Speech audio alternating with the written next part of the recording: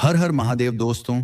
कहा जाता है कि सावन का महीना केवल भगवान शिव की पूजा करने का समय नहीं है, बल्कि यह वह समय है जब इंसान अपने भीतर झांक कर अपने जीवन को एक नई दिशा दे सकता है। अगर आप भी सावन में भगवान शिव की भक्ति करते हैं, तो आज की यह कथा अंत तक जरूर सुनिए, क्योंकि इस कथा के अंत में छिपा संदेश शायद आपके जीवन से भी जुड़ा हो सकता है। बहुत समय पहले एक छोटे से गांव में देवदत्त नाम का एक साधारण व्यक्ति रहता था।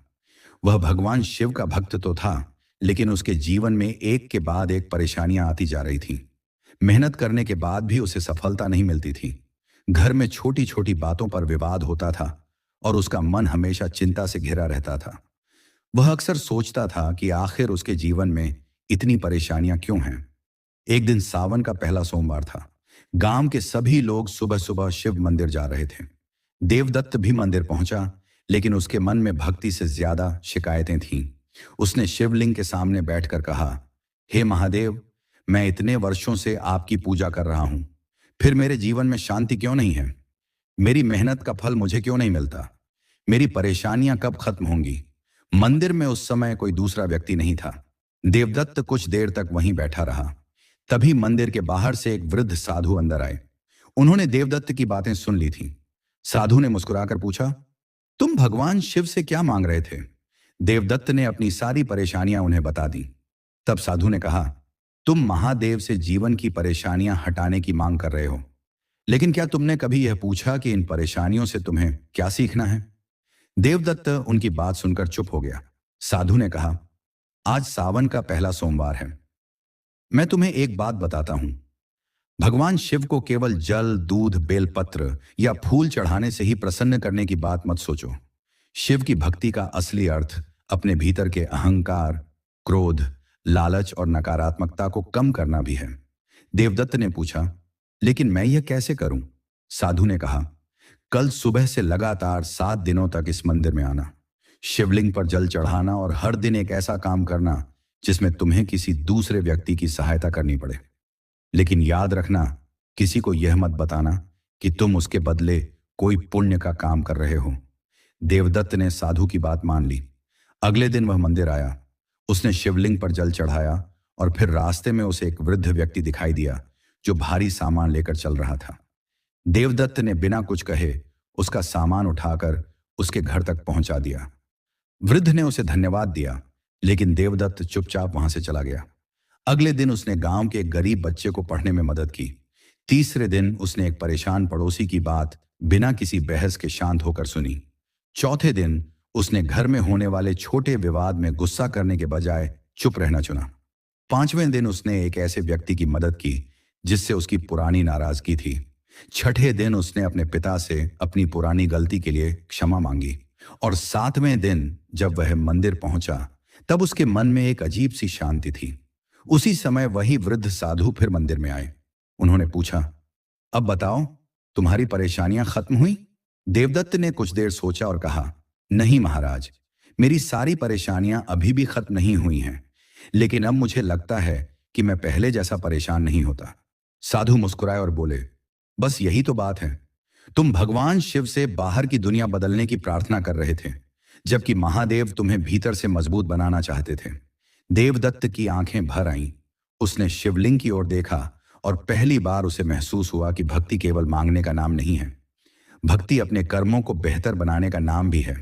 तभी साधु ने उसे शिव से जुड़ा एक गहरा संदेश समझाया। उन्होंने कहा, सावन में जब तुम शिवलिंग पर जल चढ़ाते हो, तो केवल इतना मत सोचो कि तुम्हारी इच्छा पूरी हो जाए। यह भी सोचो कि तुम्हारे भीतर का क्रोध थोड़ा कम हो, तुम्हारा मन शांत हो, तुम्हारी वाणी किसी को दुख न दे और तुम्हारे कर्म किसी के लिए परेशानी का कारण न बने। क्योंकि अगर इंसान के भीतर बदलाव आ जाए, तो वही उसके जीवन का सबसे बड़ा परिवर्तन बन जाता है। देवदत्त ने उस दिन से भगवान शिव की पूजा के साथ अपने व्यवहार पर भी ध्यान देना शुरू कर दिया। कुछ महीनों बाद उसके जीवन की परिस्थितियां धीरे धीरे बदलने लगीं। जिन लोगों से उसका विवाद रहता था, उनसे संबंध बेहतर होने लगे। काम में भी उसे पहले से अधिक संतोष मिलने लगा।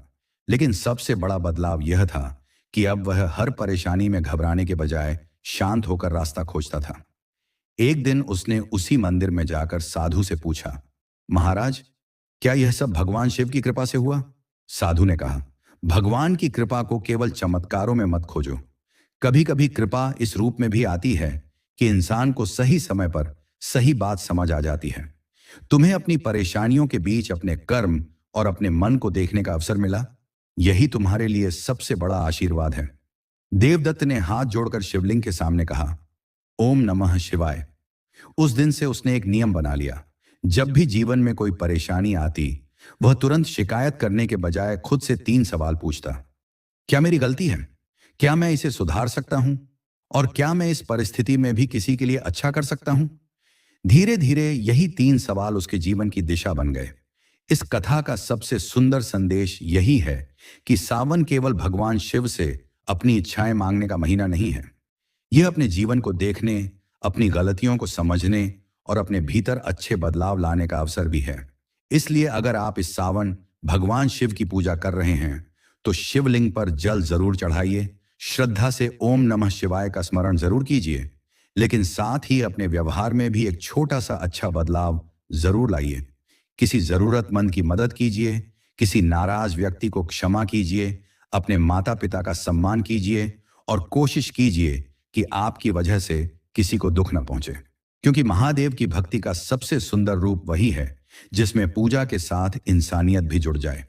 और शायद यही कारण है कि सावन आते ही करोड़ों भक्त भगवान शिव के मंदिरों में पहुंचते हैं। वे केवल अपनी मनोकामना लेकर नहीं जाते, बल्कि अपने मन को हल्का करने और जीवन को बेहतर बनाने की प्रेरणा भी लेकर लौटते हैं।